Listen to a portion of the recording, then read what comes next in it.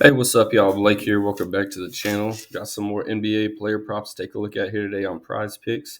If y'all are new to PrizePicks, use this promo code down below to get signed up. That'll get your first deposit instantly matched up to $100. So y'all be sure to take advantage there for first time users. Get a little extra money.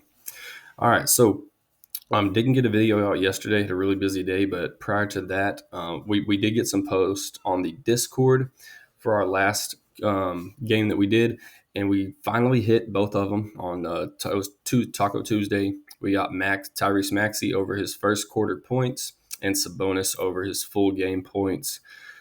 Cashed both of those, but my luck, I threw in Shay's taco with them. So as soon as I finally get a clean slip, Shay fucks it all up for me. Burned us on his points. I'm sure he burned a lot of us. It looked really good, but it didn't hit. So it is what it is. And now we're on to the next. Got two picks we're gonna look at here today. Kind of a bit of a lighter slate.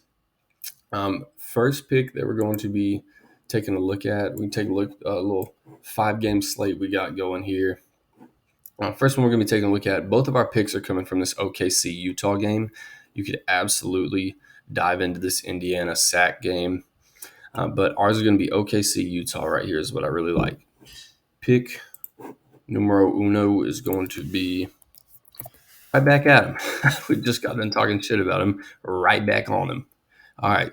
I'm not mad at Shea for the taco. I mean, if you actually watch that game, we're taking the over on his points, 31.5. Okay, I like this over.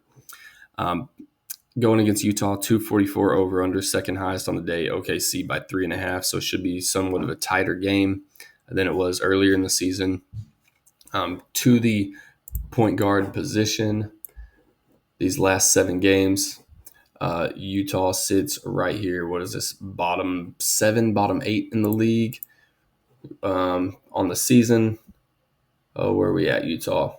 On the season, a little tougher, closer to the other end, right? But I still don't mind it at all because of what happened last game with Shea, right? So we can talk about it. So if you watch that game where Shea burned us all in the taco, you'd kind of understand, where it came from. The Clippers were playing pretty tight defense on Shea specifically, and other players in return were just really going off and doing their thing, like Lou Dort and Jalen Williams and Isaiah Joe, guys that don't typically have big games. They were doing their thing. So, and Shea hardly even played in the fourth quarter. So I kind of understand. Like I said, I'm not mad at him. He still played 34 minutes, so it definitely should have been cleared. But LA played tight D on him. So, but I think Shea. I'm looking for a bounce back game here from Shea, and I think Utah is the perfect team for that. They've been weaker against the point guard these last handful of games, anyways. The last couple of weeks, they've been weak against the point guard position in scoring. They play at a fast pace, just like OKC does. We take a look at the ranks by pace this year. Wizards fast. There's Indy, so we're kind of going fastest down, right? There's OKC, and then Utah is just 2 spots down. So both of these are top 12 fastest. You don't see LAC until way down here, closer to the bottom. So fast-paced game. Like I said, Shea's looking. I know he's looking for a bounce back himself, anyways. So I like this spot for him. He played them once this year. He did only drop 30 points, but he only played 28 minutes. And we take a look at that as well. So here's Shea's points game log. You can see this 31.5. Just these last handful of games has really not consistently not hit this. But prior to that, he hit it, more times than not, which is fine because that sags this line down just a little bit. But you see he played them earlier in the year right here, Utah. Drops 30, so didn't clear this line. Only played 28 minutes, though. OKC won that game by 14 points, so it was a bit of a blowout. I'm sure Shea got pulled in the fourth quarter. Like I said, only got 28 minutes. So, and that's because Lauri Markkanen wasn't playing for Utah. So, their star was out.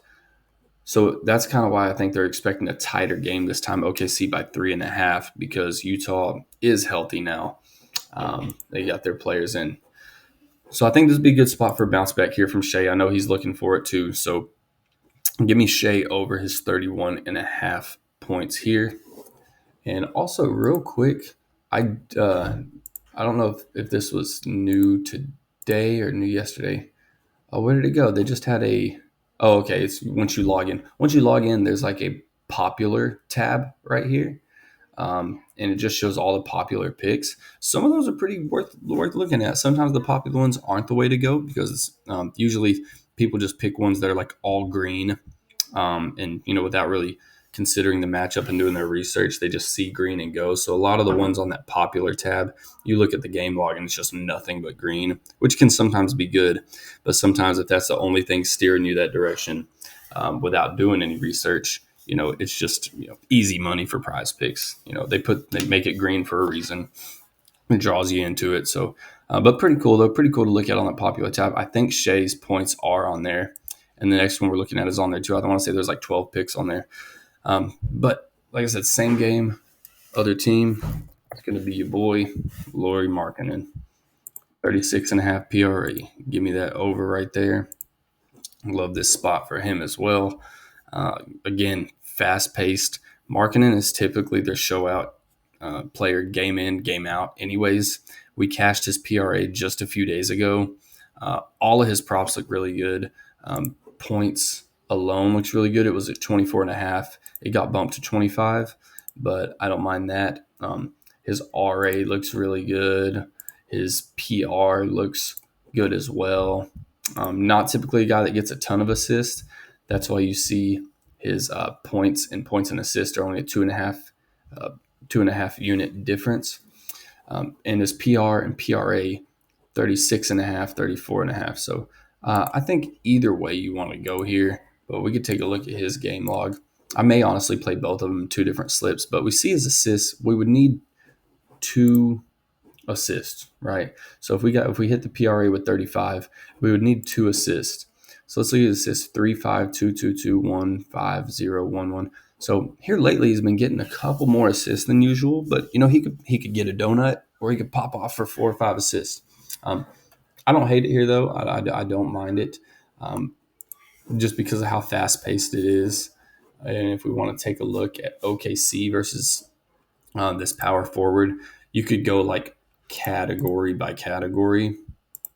And honestly, OKC is kind of a middle of the pack matchup. See, points, they are giving up a lot of rebounds. And then where are we at on assists? Middle of the pack. You could also look at fantasy points, even though this takes into consideration blocks and steals, but this also kind of just combines everything together. And where are we at? OKC, middle of the pack. If we narrow that down to our last handful of games, here they are. What is this? Bottom 8 in the league. So I really love this spot for Lauri Markkanen as well. Dude's been going off. It's a fast-paced game. He's been doing really well anyways. So just go ahead and give me that 36.5 PRA. He also gets, usually sees not quite as heavy minutes as Shea. He's usually hanging between, 32 to 35. If we can get 35 minutes out of him, that would be awesome. But I would honestly go in expecting closer to 32. But still, love this spot for him. This is going to be a 2-man today. Probably drop some more in the Discord here in just a couple minutes. So if y'all want in there, hop in there. Besides that, man, let me know what y'all got. Let me know what you're running with. And I will catch you on the next one. Good luck. Later.